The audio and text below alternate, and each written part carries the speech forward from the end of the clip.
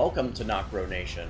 Welcome back, ladies and gentlemen. We are here today to review issue 184 of The Walking Dead and the aftermath of the riot. Let's get into it. Let's do it. This issue is called Eugene Tinkers, and we see just a little bit of that. Also, make sure you pick up the Bill Sienkiewicz Princess variant. Very cool. That is the princess indeed in that. Yes. And we do get to see her in this issue, but let's dive into it. Ooh, we do get to see her.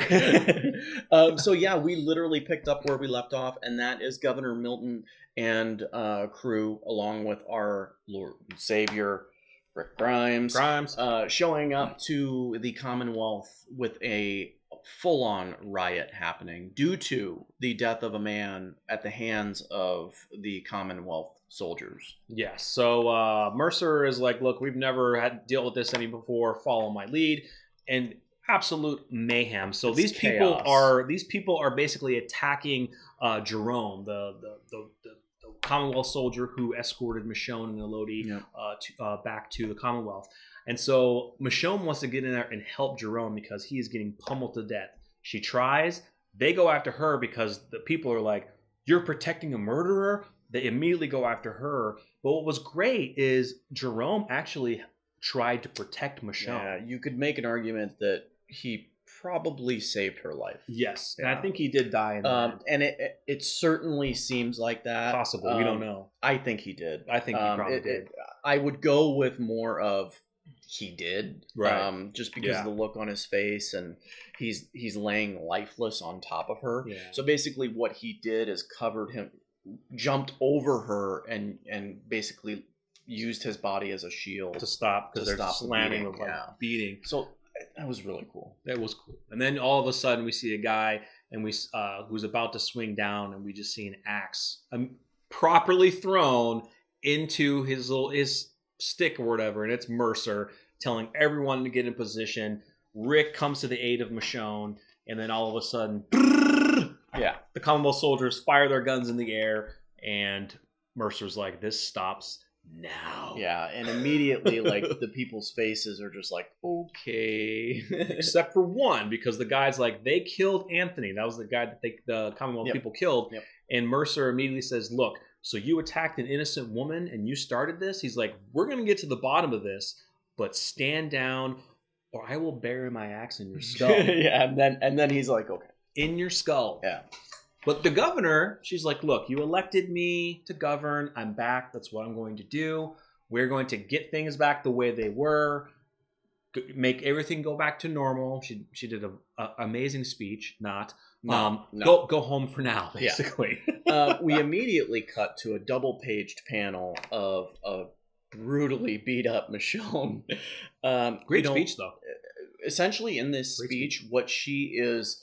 she's in her lawyer suit, which is pretty cool because it's the first time we've seen business casual Michonne. Yeah, she's in a courtroom. Yeah, and she's in the courtroom just pleading to the judge, look, we've worked so hard to build this community. I haven't been here that long, but what I can tell from being here is that this is precious. It's something that we don't want to lose. Right. I think is the gist of the entire thing.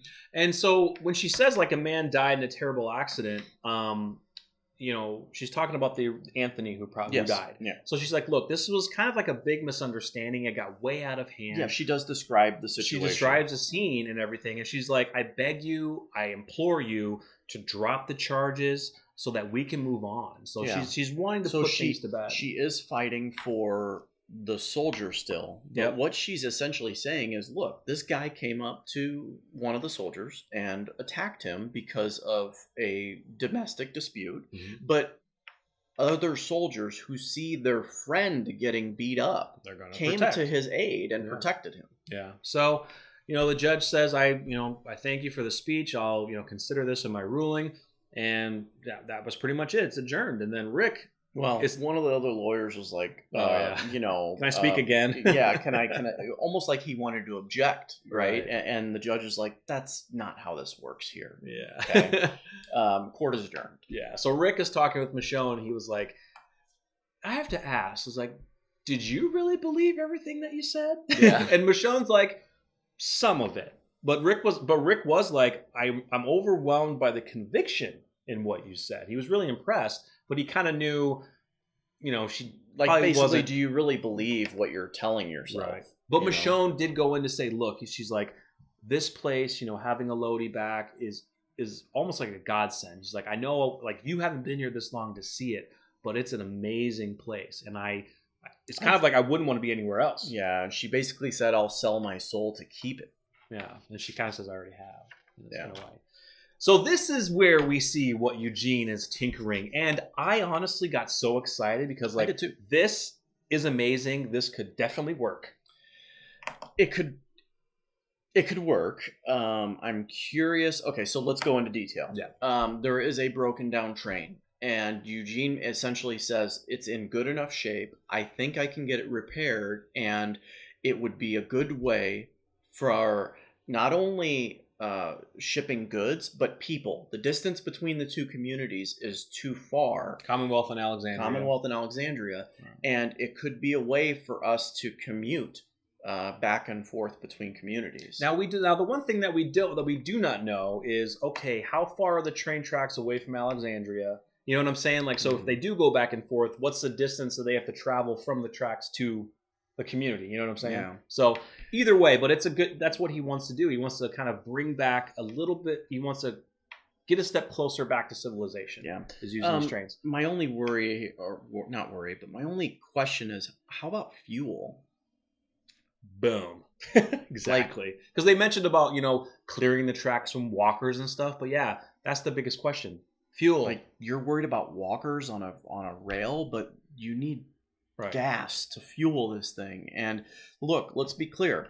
It's been over 3 years. Yeah. We haven't seen cars. We haven't seen cars. We've seen nothing but horses. Gas does not last that long. Unfortunately, it does go bad.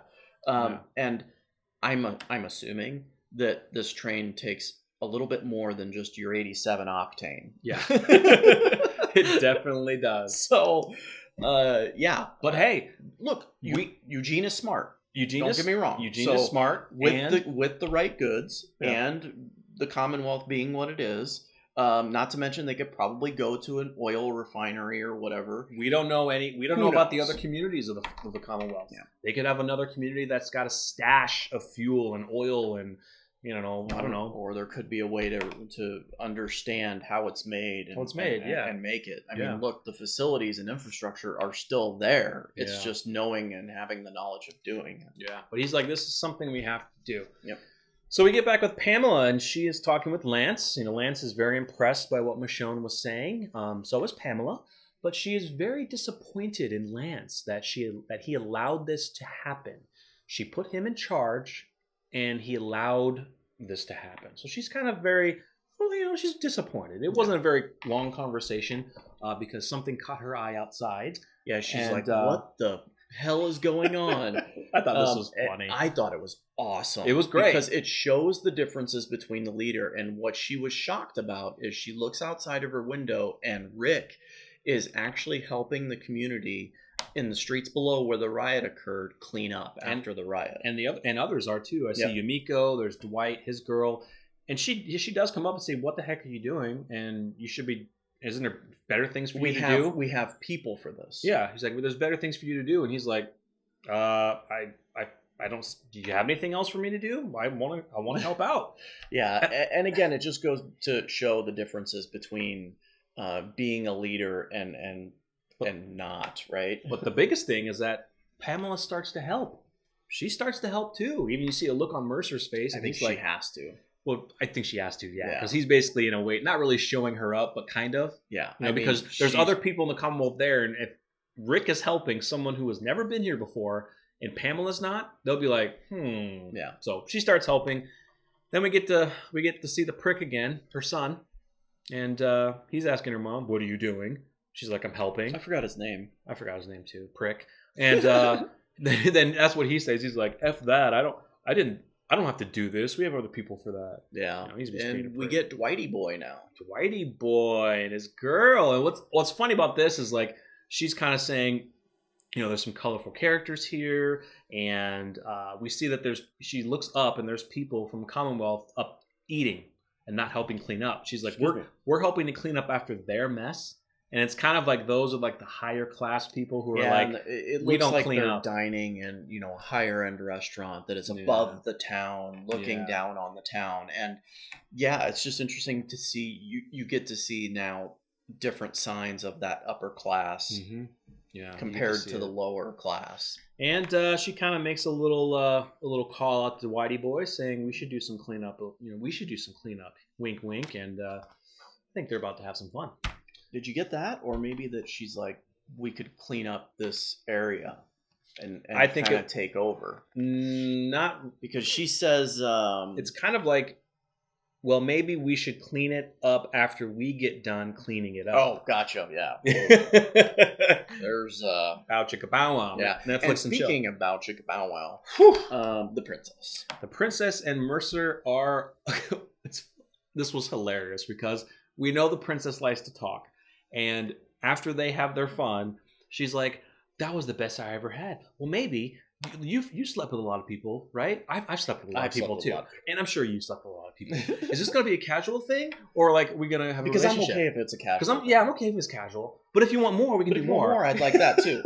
She just goes back and forth. And finally Mercer's like, this is not a casual thing. I'm not that type. I'm not down with that. I'm not the type of guy. And the princess looks like truly in love. Yeah, she looks really happy. In the end, she essentially says, "I'm glad that you say it's more than that because I'm totally cool with that." She's totally cool. Yeah. This next part is where things start to get interesting. So Rick is out walking around. There's two individuals that see him, and they're like, "Hey, you're that other guy from the community, and just wanted to say thanks for helping." And Rick says, "Where I'm from, everyone does their part."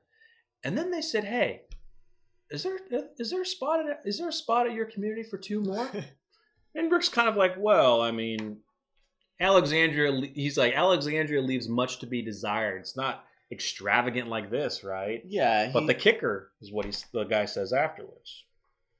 He says, "Well, don't let the surface. Don't let the surface details fool you." Yeah, it's just another little sign. That the things aren't right here. Things are not right. So we get a creepy, creepy thing. How would you like walking into your room and in the dark to a half burnt face? Yeah, staring back at you, scaring the shit out of you, and it did Rick? scare the shit out of Rick. Yeah. What's up, Rick? So Dwight wants to confront Rick Grimes and tell Rick that, look, I think you know what's going on here at this community. They're not good people. He says that these people are live underfoot. There's a boot on their necks, and they all know it. So basically, he's like saying, look, these people are being pushed down. Doesn't he reference the sanctuary? He does. He kind of says, look, I know that you wanted me to be the leader of the sanctuary, but I didn't because I didn't feel it could work. These people here are very optimistic. He's like, I think I can help this place. And he's like, I really want you to let me stay here and help build this place and lead these people. He wants to lead. He says, what I didn't like is the old savior of him came out. He says, we can save these people. Oh, jeez. You see what I'm saying? Like, that brought oh God, bro. Like, you're using that word? And that's when Rick is like, Dwight, please, no. Just no. Yeah. Right? Literally word for word. And the last panel is Dwight with a pissed off look saying, the fuck you mean no? Dude, he looks pissed. Yeah. Really pissed. So Dwight, he like we said, he knew that he couldn't be the leader of saviors because he knew it wouldn't work. Mm-hmm. But he feels here he could do it. But yeah, that when I saw that him say we could save these people, I was like, you use the word save. That's Negan, bro. Yeah. Come on. But I knew where he's coming from. He feels that something shady's going on, and he feels that the way that the governor's running things, that's not how it works. Yeah, but I think it's, I think at this point, I think Rick is kind of on the right path right now. Yeah. He hasn't seen anything to really jump out at him and make him think otherwise.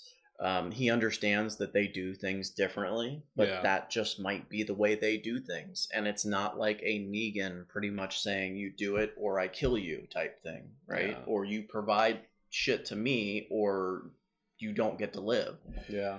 So yeah, it's kind of like you help us, we help you type of thing. And I said this analogy in a previous video that we did. It's kind of like the Hunger Games without the actual Hunger Games. Right. It's like all of the communities servicing this one major community, and that is the upper class. All this lower class helping the upper class, and they're just getting more wealthy. Yeah. Right? Yeah. So it was a really great issue. I really enjoyed it. Stay tuned for issue 185. That's going to be pretty awesome. But I think we might mention a nice little special exclusive information from the letter hacks of Robert Kirkman. This has something to do with the Walking Dead Day blind bags are going to be coming out if you guys have purchased those. Yes. Yeah. Robert Kirkman said that there is going to be a super secret rare 5th variant, which is actually 1 of 100. Yeah, so for all you comic collectors out there, we don't quite know if it is a... So each issue that has been deemed to be released in these blind bags, and how many are there total? 15? About 15 or 17, I can't remember. Each issue 15 will have... probably. Each of the 15 issues will have 4 different variants. Yep. Whether it's black and white, whether I don't know the black criteria. And white, virgin, sketch, all that kind of stuff. Yeah. We don't know if there is a 5th variant of each one, or if there is a 5th variant of one. Right. But either way, it's a 1 of 100. That is very rare. Yes, it is. So we have ordered the blind bags. We'll be doing an unboxing when those get released on Walking Dead Day, October 13th. So maybe one of us or both of us will get it. Last time I got the Here's Negan. Yeah, I need the variants. So, guys, let us know what you thought of issue 184. Awesome issue. And can't wait for issue 185. Definitely, if you stuck into this video this long, give it a thumbs up. If you're new to the channel, subscribe. Follow us at NocBro Nation on Facebook and Twitter. I'm Josh. This is Jarrell. We're NocBro Nation. Thank you. We're out.